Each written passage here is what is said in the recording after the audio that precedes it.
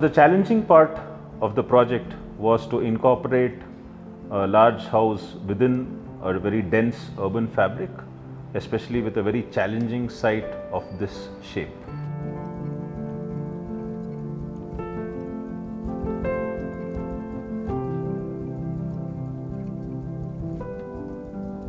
So the requirement was to build a house for 3 generations of family. So the client, his parents who were aged, and then his only son.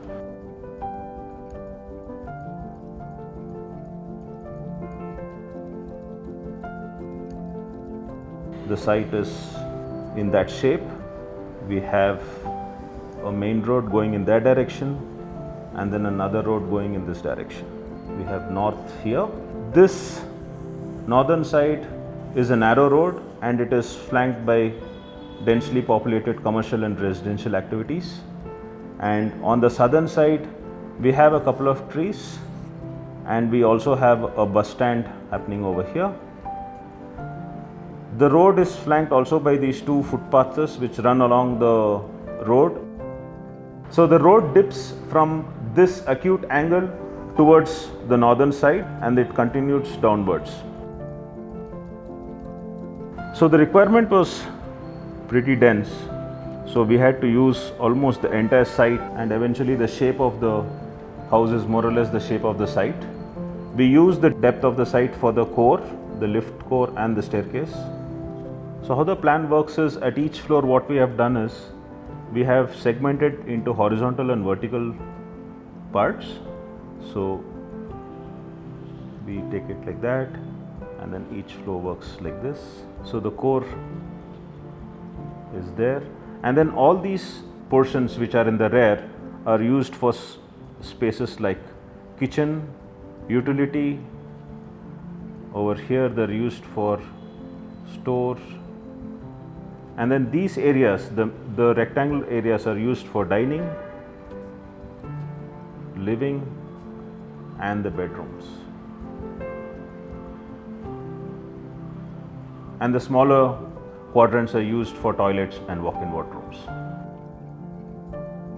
Since the longer side faces the commercial and the residential parts, we decided to have a screen for the northern side which cuts the view from the roads and the residences opposite, but at the same time allows us to have a lot of light coming into the house. In the above floors, the bedrooms take up these quadrants in the rear, giving us nice gardens in front of the bedroom. Also, there's a courtyard along the core, and then the bedrooms over here as well. Again, they are recessed from the cotton steel screen, giving us nice balcony spaces in front, and the screen runs along the northern edge even on the second floor. Also, this gives us an opportunity to give a double light to the living room below with a bridge connecting both the bedrooms.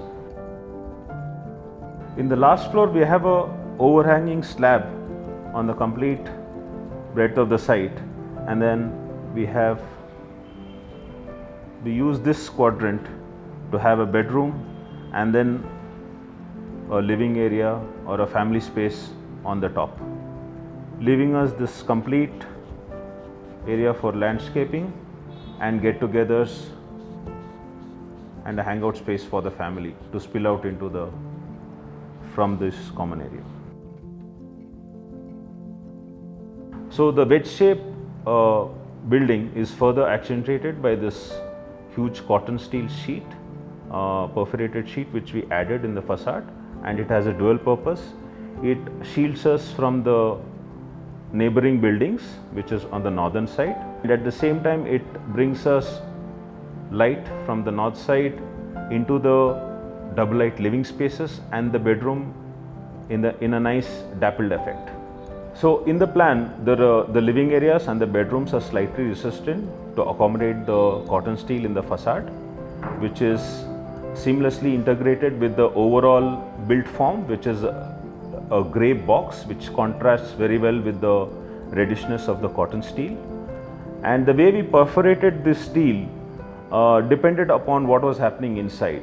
So private areas like the living rooms, the double heights had larger cutouts, and then the bedroom areas had smaller cutouts accordingly, so that we had enough light seeping into them, but at the same time have enough privacy from the buildings in front. The main framework for the facade was divided in a way wherein we could maximize the sheet sizes which were available to us, so that there was not too much of wastage, and at the same time these segments also gave us opportunity to conceal light fittings which could be turned on during the evening to give a nice effect. So the elevation is actually in three parts. The entire volume of the house looks like it's elevated from the road, one because of the slope in the road, and at the same time it's on a stilted level wherein we have all the services placed like the car parks, the servants' quarters and everything. So this cotton steel box is almost, we made it look like it's hovering above the street. And the third part is we have a overhanging floating roof at the terrace, which gives a break in the volume to this massing. To further break the massing of this huge cotton steel box, we added a diagonal staircase which takes a visitor from the ground floor to the first floor. So the southern side has a lot of vegetation. So we wanted to experience it while climbing the staircase right from the ground floor to the terrace.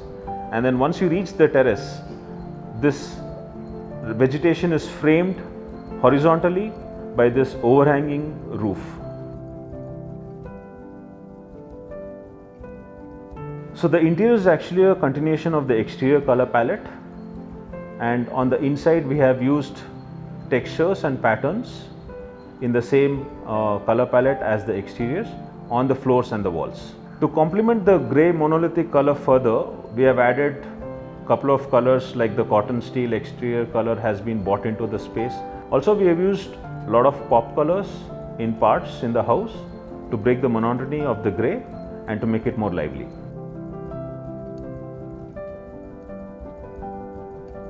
The interesting part of the cotton steel is how it makes a very bold statement on the outside, but at the same time it adds a lot of character and warmth on the inside.